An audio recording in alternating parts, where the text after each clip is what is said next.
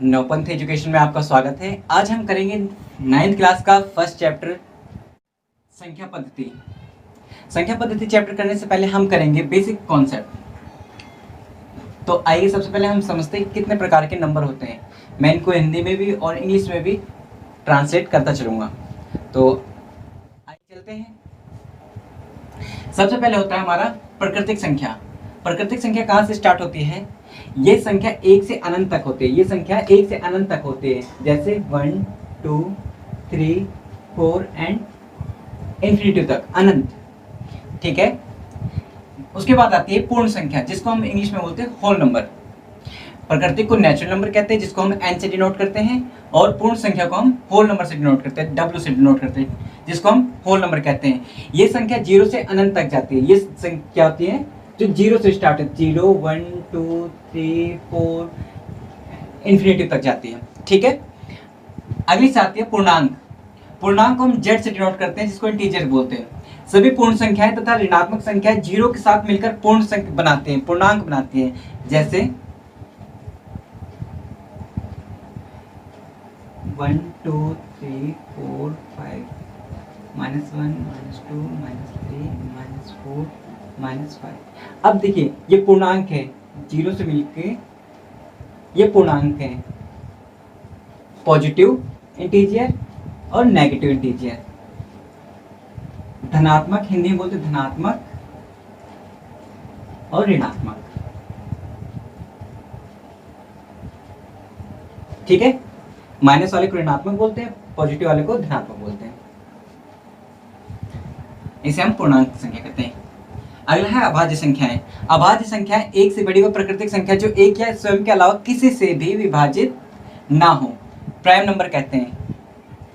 क्या कहते हैं? Prime number. प्राइम नंबर कौन से होते हैं? जो एक से बड़ी व प्राकृतिक संख्या जो एक या स्वयं के अलावा किसी से भी भाग ना हो, जैसे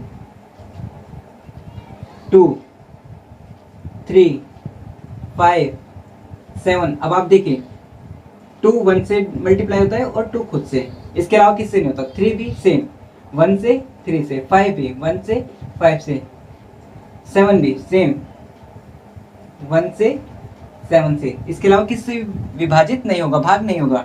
ठीक है बच्चे। भाज्य संख्याएं, फिफ्थ है भाज्य संख्याएं, जिसको हम को प्राइम नंबर कहते हैं। को प्राइम नंबर क्या होते हैं? एक से बड़ी व प्राकृतिक संख्या जो एक या स्वयं के अलावा किसी और से भी विभाजित हो जाए। एक से बड़ी प्राकृतिक संख्या जो एक या स्वयं के अलावा किसी और से भी विभाजित हो जाए, जैसे 4 6 8। देखिए इसका मल्टीप्लिकेशन करेंगे तो देखिए 1 से मल्टीप्लाई, 2 से एंड 4 खुद से भी। इसी तरह इसका 1 2 6 3 से भी मल्टीप्लाई हो रहा है और 6 से भी हो रहा है,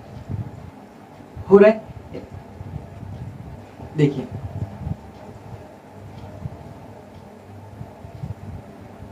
एक से अधिक गुणनखंड होंगे तो वो क्या होगा?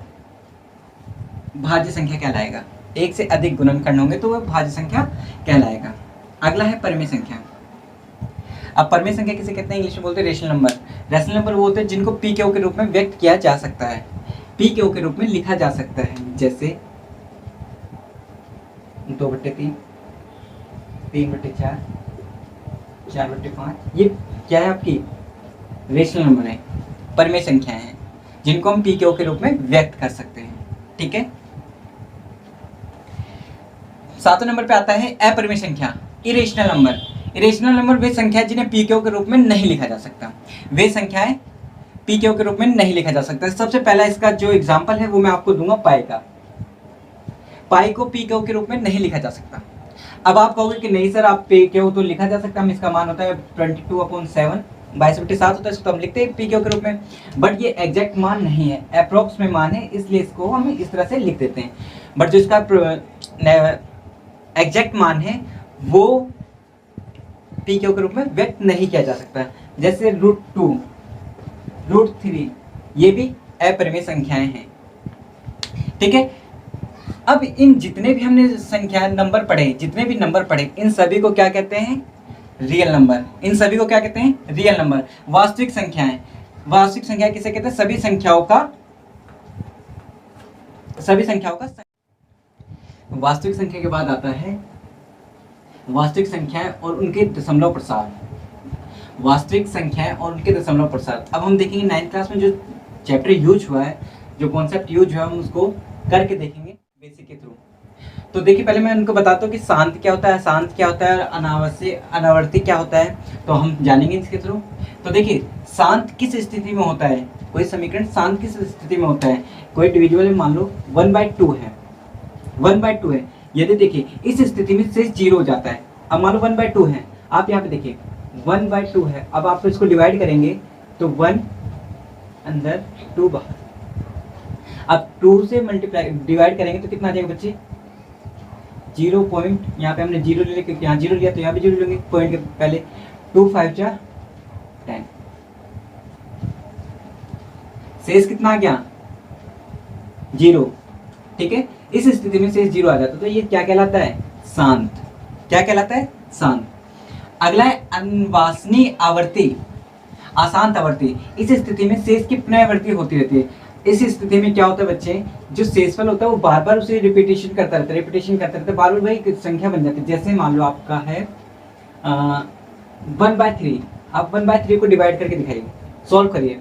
अब आप सॉल्व करेंगे तो देखिए 1 3, अब आप करिए 0.0, 3 3 जा 9, 1 सेम, हमने पहले सेम 1 था ना पर फिर 1 आ गया, फिर आप करोगे ये बार बार वही होता रहेगा, 3 3 जा 9 1। तो इस कंडीशन में हम क्या बोलते हैं इसको, अनवासनीय आवर्ती, अशांत आवर्ती। ठीक है, इस स्थिति में शेष की प्रवृत्ति होती है। थर्ड है अनवासनीय अनावर्ती। इस स्थिति में शेष की प्रवृत्ति नहीं होती। अशांत अनावर्ती, इसमें कुछ का कुछ जो शेषफल होता है, जो रिमाइंडर होता है वो कुछ का कुछ, जैसे 4 2 0 4 1, इस तरह से, मतलब कुछ का कुछ आता रहेगा, वो सेम नहीं होगा। ये था हमारा नंबर सिस्टम, आइए चलते हैं अब आगे की ओर। हम करेंगे अब 1.1 एक्सरसाइज 1.1।